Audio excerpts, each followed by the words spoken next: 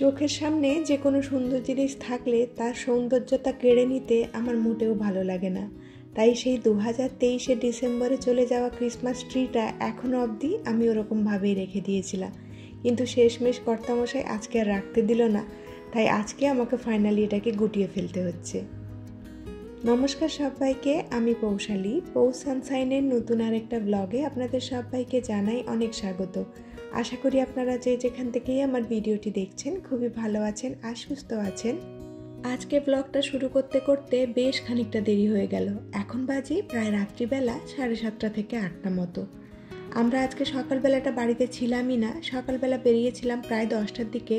আমরা আজকে গিয়েছিলাম বেলুড় মঠ। সেখানে সেরকম ভিডিও করা হয়নি বলে ভাবলাম আজকে বাড়িতে এসে কি করি সেটাই আপনাদের সাথে শেয়ার করব। সকাল থেকে ঘোরাঘুরি করে আসার পরে বাড়িতে এসে যদি দেখি অনেক কাজ রয়ে গেছে তাহলে কিন্তু একদমই ভালো লাগে না।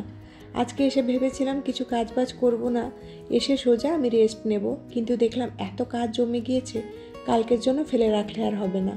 আজকেই কর্তামশাই না ফেরার পথে মাসকাবাড়ি বাজার থেকে কিছু বাজার তুলে এনেছে। এই যে বাজারগুলো একটুখানি গুছিয়ে নেব, তার আগে বিলটা দেখে নিলাম কত টাকার বাজার হয়েছে। এখন ওটাকে রেখে দেব, পরে কখনো সময় করে ওটাকে মিলিয়ে দেখে নেব যে ঠিকঠাক দাম নিয়েছে কিনা বা ঠিকঠাক হিসেবটা হয়েছে কিনা।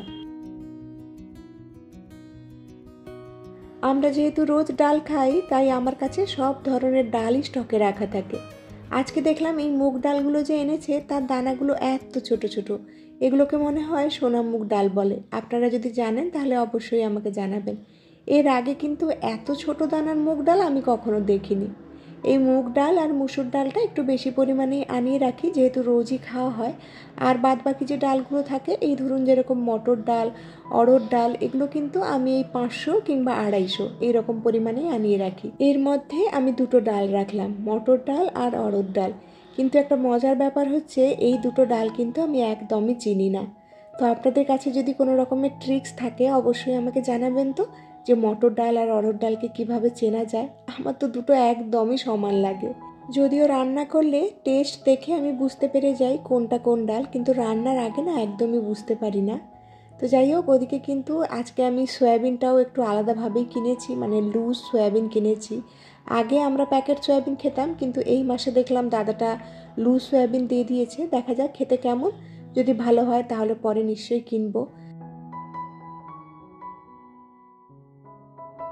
আগের ভিডিওতে আপনাদের সাথে শেয়ার করেছিলাম আমার কয়েকটা মাসকাবারি বাজার বিগ বাস্কেট থেকে অর্ডার দেওয়া ছিল, সেগুলোকে এখন আমি কৌটোর মধ্যে ঢুকিয়ে রেখে দেব। তো আমি কি করি, কৌটোর নিচে যে জিনিসগুলো পড়ে থাকে সেগুলো বের করে নিই, তারপরে আমি এই ফ্রেশগুলো দিই, মানে একসাথে মিশিয়ে ফেলি না। ধরুন আগের মাসের কোনো জিনিস আমার বেঁচে গেল, সেটা কিন্তু এই মাসের জিনিসের সাথে মেশাই না। তো সেগুলোকে বের করে নিই, তারপরে মেশাই।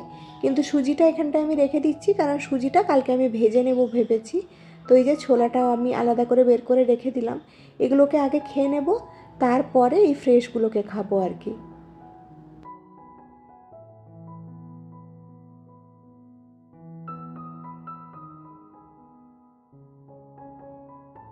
আর এখানটায় এই বাস্কেটের মধ্যে কিছু এক্সট্রা জিনিস আমি রেখে নিচ্ছি, কারণ এই সমস্ত জিনিসগুলো বাইরে থাকলে কিন্তু নষ্ট হয়ে যেতে পারে। এই যেমন ধরুন ড্রাই ফ্রুটস, তারপরে মটর ডাল আর কিছু ছোলার ডাল, যেহেতু প্যাকেটটা কেটে ফেলেছি তাই আর বাইরে রাখছি না, এই বাস্কেটের মধ্যে রেখে দেবো। আর এটা নিয়ে আমি ডিপ ফ্রিজের মধ্যে রেখে দেবো। আর ডিপ ফ্রিজটা খুলে দেখি ফ্রিজটার এরকম অবস্থা হয়ে আছে। বেশ কিছুদিন ধরে ভাবছি ফ্রিজটা পরিষ্কার করব, কিন্তু আর করা হয়ে উঠছিল না। তো ফাইনালি আজকে যখন কাজে লেগেছি ভাবলাম সেই কাজের তালেই কাজগুলো সেরে ফেলি। যেহেতু ডিপ ফ্রিজটা আমাদের সেরকম ব্যবহার হয় না, তাই এইরকম অবস্থাতেই অনেক দিন চালিয়ে নিয়েছিলাম। তো ফাইনালি আজকে আর পারলাম না। প্রথমেই আমি খালি করে নিয়েছি সব কিছু, তারপরে একটা ভিজে কাপড় দিয়ে মুছে নিলাম। আর এখানটায় মানে পলিথিনের মধ্যে যে জিনিসগুলো রয়েছে সেগুলোকে এখন কন্টেনারের মধ্যে ট্রান্সফার করে দিচ্ছি।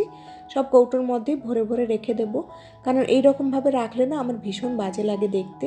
তো এটার মধ্যে আমি চালের আটা রেখেছি, আর নিচে যে কৌটোটা দেখতে পাচ্ছেন তার মধ্যে ইডলি চাল রয়েছে। আর এই কৌটোটার মধ্যে একটুখানি কারি পাতা রেখেছি। কারি পাতাটা নর্মাল ফ্রিজের মধ্যে রাখলেও চলে, তবে আমি ডিপ ফ্রিজের মধ্যেই রাখি, তাতে করে কিন্তু অনেক দিন অবধি ফ্রেশ থাকে। আর এই যে সাদা বাস্কেটটা দেখছেন, এটা কিন্তু আগের যে একটা মেলাতে গিয়েছিলাম না, সেখান থেকে নেওয়া হয়েছিল, আপনাদের সাথে আর শেয়ার করা হয়নি। আর এই যে বাস্কেটটা দেখতে পাচ্ছেন যার মধ্যে এরকম 6খানা ছোট ছোট কৌটো রয়েছে, এটা কিন্তু আমি স্টাইল বাজার থেকে নিয়েছিলাম, খুব কম দামের মধ্যে পেয়ে গিয়েছিলাম। অনেক দিন ধরে ভাবছিলাম যে কিছু কিছু এক্সট্রা মশলা যেগুলো কিন্তু খুব কম ব্যবহার করা হয় সেগুলো কিভাবে স্টোর করব। এরকম কৌটোর মধ্যে করে রাখতে ফ্রিজটা খুব নোংরা হচ্ছিল, তো ফাইনালি এই একটা আইডিয়া আমি বের করেছি। তো এরকম ছোট ছোট কৌটোর মধ্যে যেই মশলাগুলো খুব কম ব্যবহার করা হয় সেগুলোকেই রেখে দিচ্ছি। এই যেমন ধরুন চাট মশলা, সাম্বার মশলা, আরও কিছু কিছু সবজি মশলা, এরকম জাতীয় জিনিসপত্র।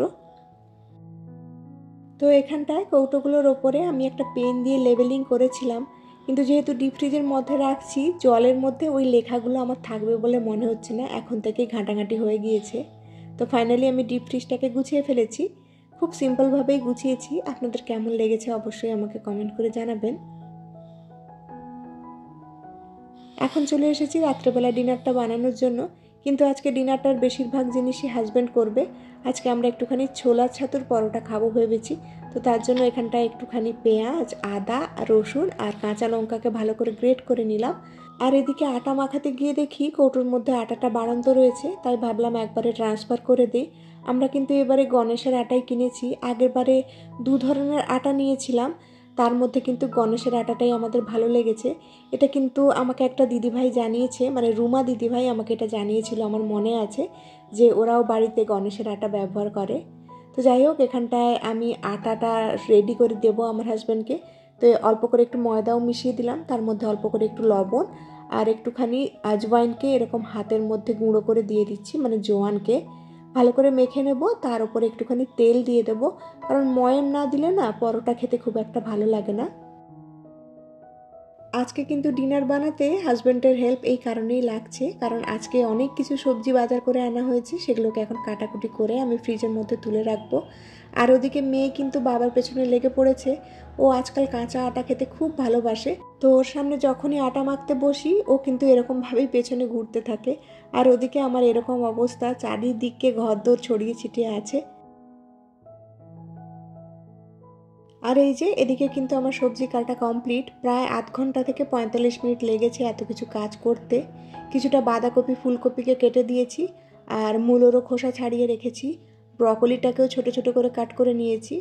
আর কিছু সবজিকে আমি একদম ছোট ছোট করে কেটেছি, যাতে কখনো চাউমিন বা পোহা বানাতে কাজে লাগে। আর যেগুলোকে কাট করিনি সেটাকে কিন্তু এরকম একটা কন্টেনারের মধ্যে রেখে নিয়েছি। আর এই একটা টিপস ফলো করলে এই গাজর কিন্তু অনেক দিন অবধি ভালো রাখা যায়। এই গাজরের মধ্যে যদি জল দিয়ে রাখা যায় তাহলে গাজর দেখা যায় 1 মাস থেকে 1.5 মাসও ভালো থেকে যায়, তবে জলটা 1-2 দিন ছাড়া ছাড়া আপনাকে চেঞ্জ করতে হবে। তো আমিও আজকে রেখে নিলাম, কারণ অনেকটা গাজর আনা হয়ে গিয়েছে, যদি এতটা না খাওয়া হয় তাহলে হয়তো নষ্ট হয়ে যেতে পারে। সংসারের এই সমস্ত কাজগুলো ছোট মনে হলেও এগুলো কিন্তু আমাদের দৈনন্দিন জীবনে খুব বড় একটা ইম্প্যাক্ট ফেলে। এরকমভাবে সবজি কেটে রাখলে কিন্তু আমাদের রান্নাতে অনেকটা বেশি সুবিধে হয়। তো এর ওপরে আমি একটা ডিটেলসে ভিডিও বানিয়েছি, আপনারা চাইলে কিন্তু দেখে নিতে পারেন, আমি ডেসক্রিপশন বক্সে লিঙ্ক দিয়ে রাখবো। তো এখন আমি এদিকে লিভিং রুমটাও ক্লিন করে নিচ্ছি। আমার মেয়ের এই ম্যাটটা আমার বাড়িতে এখন কার্পেটের মতোই ব্যবহার হয়, যেহেতু আমাদের লিভিং রুমটা খুব ছোট, এটা দিয়ে দিলে না আর কার্পেট পাতার জায়গা থাকে না। আর এটার ওপরে সারা দিন যা কাজকর্ম হয়, প্রত্যেক দিন রাত্রেবেলা একটা ভিজে কাপড় নিয়ে এটাকে আমাকে মুছতে হয়। আগের মাসে যে অল্প অল্প করে ছোলা, মটর আর কিছু ডাল ছিল সেগুলোকে আর কৌটোর মধ্যে রাখিনি, সেগুলোকে ভিজিয়ে দেবো, কালকে সকালবেলা খাওয়া হয়ে যাবে। তো এখন আমি ডাইনিং টেবিলটাকেও ক্লিন করে নিচ্ছি।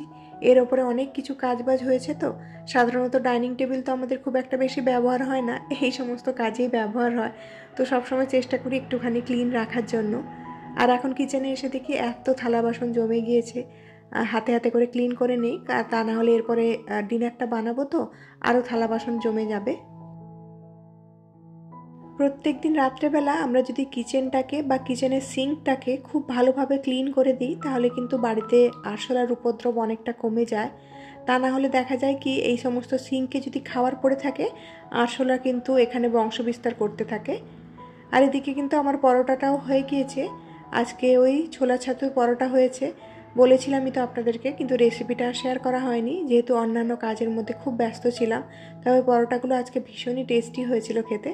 তো ফাইনালি এখন খাওয়া দাওয়াটা সারবো, তার আগে ভাবলাম কিচেনটা একটু ভালো করে ক্লিন করে নিই। খাওয়া দাওয়ার পরে আমি একদমই আর কাজ করার মতো অবস্থাতে নেই, কারণ আজকে সন্ধেবেলাটা আমার অনেক পরিশ্রম হয়ে গিয়েছে। যদিও বাড়িতে থাকলে এই পরিশ্রমটা খুব একটা বেশি মনে হয় না, কিন্তু যেহেতু বাইরের থেকে এসেছি তো তারপরে কিছু টুকটাক কাজ বাজ সেরেছি, তাই এখন খুবই ক্লান্ত হয়ে গিয়েছি। ঘুমোতে যাওয়ার আগে আরও কিছু টুকিটাকি কাজ সেরে নিচ্ছি। কালকে সকালের জন্য একটুখানি মুসুর ডাল আর একটু মটর ডাল আর ছোলা ভিজিয়ে নিয়েছি, আর এখানটা একটুখানি শরবত ভিজিয়ে নিচ্ছি। আমার বাপি যখন এসেছিল আপনাদেরকে দেখিয়েছিলাম, বাপি এই শতমূলগুলো দিয়ে গেছে। এগুলো খেলে না পেট খুব ঠান্ডা হয়। তো কর্তামশাই যখনই করে নাইট ডিউটি থাকে তখন আমি পরপর 2-3 দিন ওকে দেওয়ার চেষ্টা করি। আর শরবতটাকে একটুখানি মিষ্টি করার জন্য একটু তাল মিষ্টিও দিয়ে দিলাম, আর আমার জন্য অল্প করে চিয়া সিড ভিজিয়ে দিলাম, আর অল্প করে একটুখানি আলমন্ড। আজকের ভিডিওটা আপনাদের কেমন লাগলো অবশ্যই কমেন্ট করে জানাতে ভুলবেন না।